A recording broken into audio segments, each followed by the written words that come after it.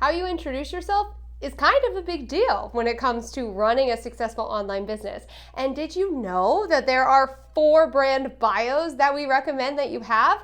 Well, there are, and in today's video, I'm going to share all of them with you.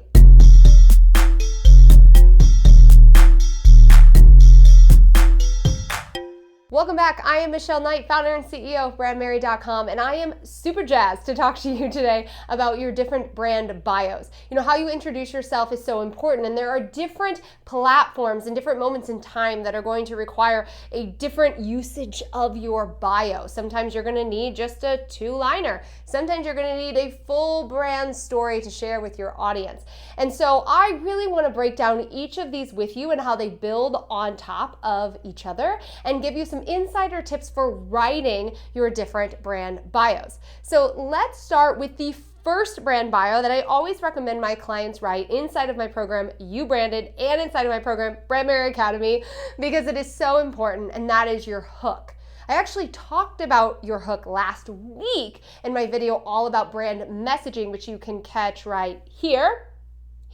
And your hook is designed to replace the elevator pitch in 2021 and beyond. It is essentially designed to stand on your website, to hook your audience in 10 seconds or less, to use on your social media platforms, to use in the sidebar of your blog, to work into your content, to use it to introduce yourself on a video. And your hook is a great way to share who you are, who you serve, the problem that you solve for your ideal customer, and how solving that problem gives them the desired outcome that they want. Your hook is incredibly important, and because it's only 2 lines, typically, it's a lot easier to write. And you always want to write your hook pretty early on in your business because you're going to use it in your marketing and your messaging moving forward. Again, you can watch the video that I did last week on brand messaging to get a little bit more insider knowledge on crafting your hook. The second bio that might be one of my favorites is called your brand bio. And this builds on top of your hook to offer more authority and expertise for your audience. You'll typically find your brand bio on the homepage of your website. I actually talk about the 4-part framework for your homepage of your website in this video right here. So you can check that out after you conclude this one today. But your brand bio is where you're continuing to expand on your hook. You're offering a little bit more of your story. You're sharing your mission. You're talking more specifically to your ideal customer and ultimately teasing your entire brand story, which they can read on your About Me page of your website. You also might find that your brand bio can be used as an introduction to a podcast, speaking on stage, or even inside a freebie PDF file that you create for your audience. Your brand bio is where you start to add in a little bit more of the emotional element and connection with your ideal customer.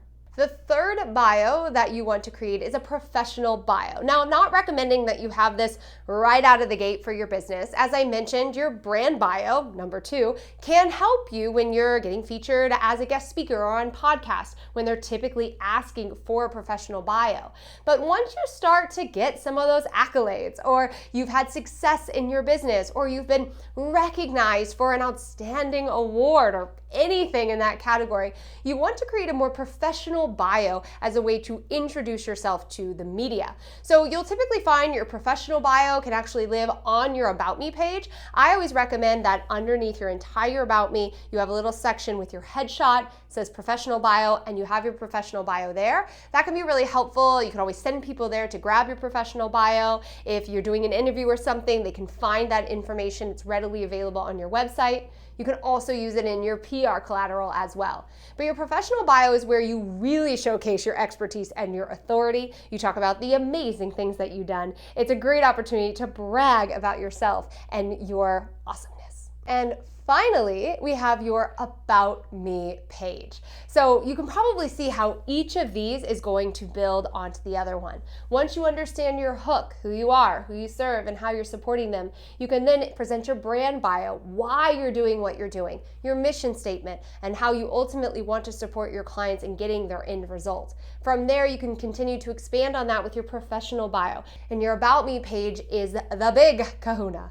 This is where you're sharing your entire entire story on how you created the business that you have today. Now, I have an entire podcast episode on the Brandmerry podcast on how to write an About Me page that sells. Yes, your About Me page can sell for you, because the reality of it is most people are interested in the person behind the brand. We know that your About Me page is the second most visited page on your website. And that's because we know that emotion and connection and trust is what ultimately leads to a sale. So when you're creating your About Me page, don't forget to really share the story. This is where you get to expand. You get to talk in depth. You get to paint a very vivid picture, something you might not get to do in your hook or your brand bio. But the idea is that your hook will hook them. Your brand bio will start to build that know, like, and trust factor, and your About Me page is really where you sweeten the deal. This is where you get to share who you are, your authenticity, the moments that have led you to creating the business, the product, the service that you sell today, and showcase the person behind the brand. It's a beautiful opportunity to connect with your ideal customer, always keeping in the back of your mind as you're writing it who your ideal customer is and what they ultimately are looking for from you, how you can support them. So again, I have an entire podcast episode that breaks down your About Me page, how to write it, and the importance of it, and you can check that out with the link below.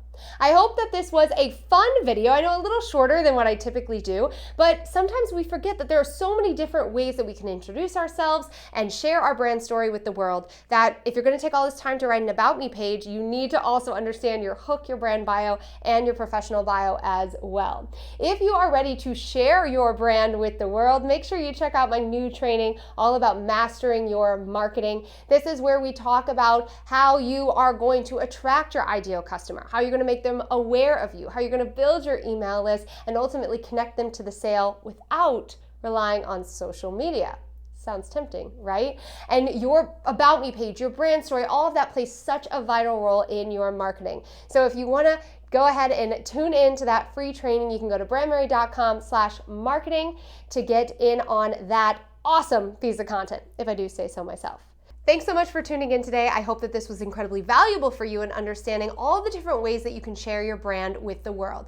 Make sure you tune in to that free marketing class at brandmerry.com/marketing. Hit the like button, subscribe, leave a comment. You know how it works, and I'll see you next week with another video.